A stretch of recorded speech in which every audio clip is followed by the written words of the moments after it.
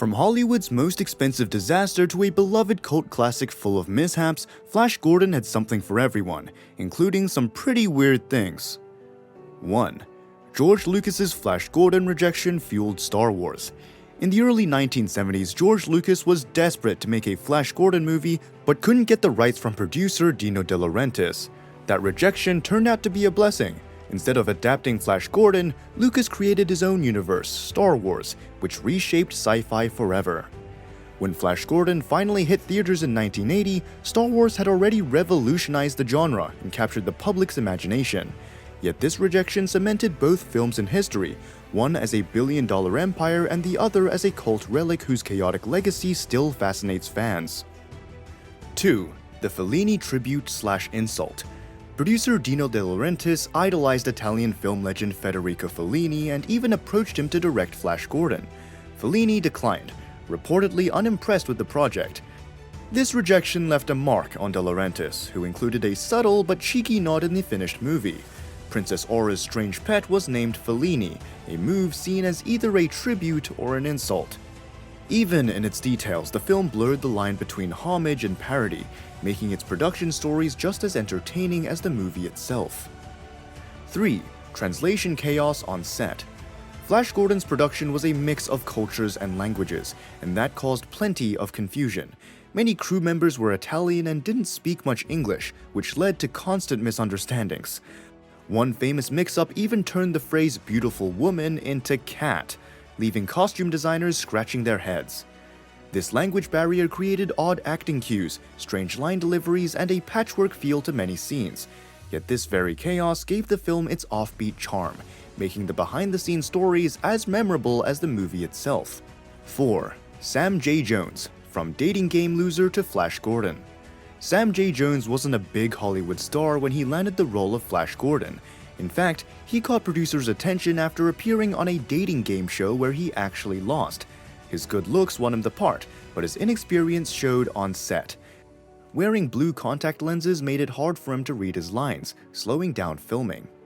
Long days, heavy costumes, and a high-pressure schedule pushed him to his limits. Audiences expected a classic hero, but behind the scenes, he was struggling to keep up. 5. Melody Anderson's kidnapped experience. Melody Anderson played Dale Arden, but joined the production after unusual circumstances. She had other commitments when she was suddenly flown to London for filming, later joking that she felt kidnapped by the studio. 6. The Hawkman's wings. The Hawkman's flying scenes are some of Flash Gordon's most memorable visuals, but behind the cameras, they were a nightmare. The giant wings actors wore were heavy, stiff, and painfully strapped to their backs. Sitting down wasn't possible, so in between takes, many had to lie on the floor just to rest. The discomfort shaped the awkward, jerky way the Hawkman moved on screen.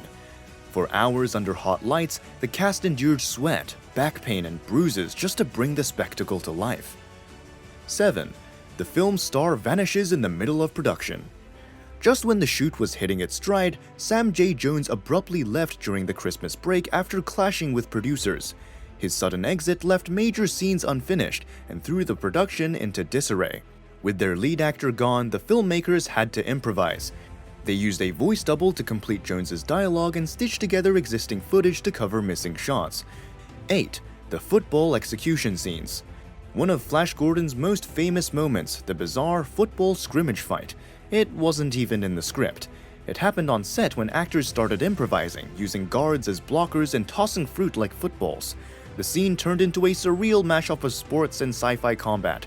Director Mike Hodges decided to keep it, realizing it perfectly matched the film's chaotic, over-the-top style. 9. The costumes trumped story. The Flash Gordon's costumes were as wild as its sets. Over 600 were designed, each more elaborate than the last. But instead of helping the actors, these outfits often got in the way. Many were stiff, heavy, and hard to move in, forcing director Mike Hodges to change camera angles and shots to accommodate them. The focus on spectacle over practicality gave the movie its operatic, dreamlike quality, but also slowed down production. For the cast, simply walking or sitting became a challenge. For audiences, though, the costumes became unforgettable. 10.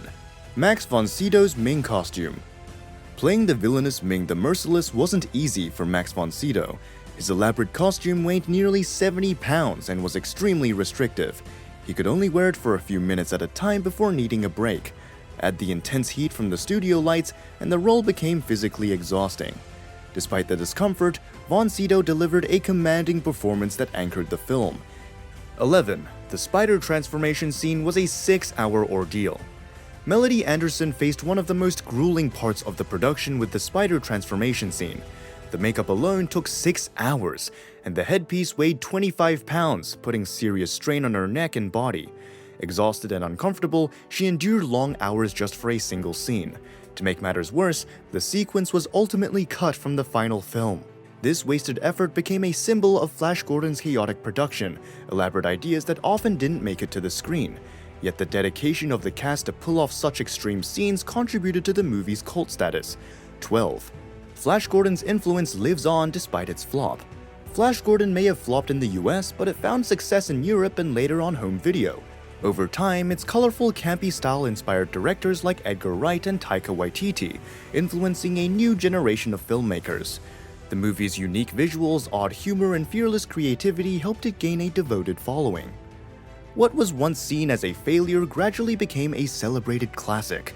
Flash Gordon proves that even chaotic, imperfect films can leave a lasting mark. Its legacy shows that taking bold, creative risks can pay off, sometimes not immediately, but over decades, earning respect and admiration from fans and creators alike. 13. Queen's soundtrack. Producer Dino De Laurentiis wasn't familiar with Queen's music at first, but agreed to hire the band for the soundtrack. That decision changed everything. Queen's thundering guitars and soaring vocals gave the movie an energy no one expected, blending rock music with sci-fi action in a way that felt new and exciting. Their theme song became an instant classic, remembered far more than the film's box office numbers. For many fans, Queen's music is what keeps Flash Gordon alive today, transforming it from an oddball flop into a cult phenomenon. The soundtrack gave the movie a pulse and a swagger it might have lacked otherwise, proving how the right music can completely redefine a film's legacy. 14. Flash Gordon nearly had sequels. After the film wrapped, producer Dino De Laurentiis still believed in Flash Gordon's franchise potential and had already started developing 2 sequels. Sets, costume concepts, and preliminary scripts were in the early stages, but the film's weak US box office crushed those plans. Although Flash Gordon found the recognition it deserved later, those sequels were shelved permanently. Flash Gordon was never meant to be a perfect film, but its chaos, bold visuals, and fearless creativity turned it into a timeless cult classic. From outrageous costumes to unforgettable music, its legacy proves that taking risks can leave a lasting mark. If you haven't seen it yet, dive in and experience the wild ride for yourself.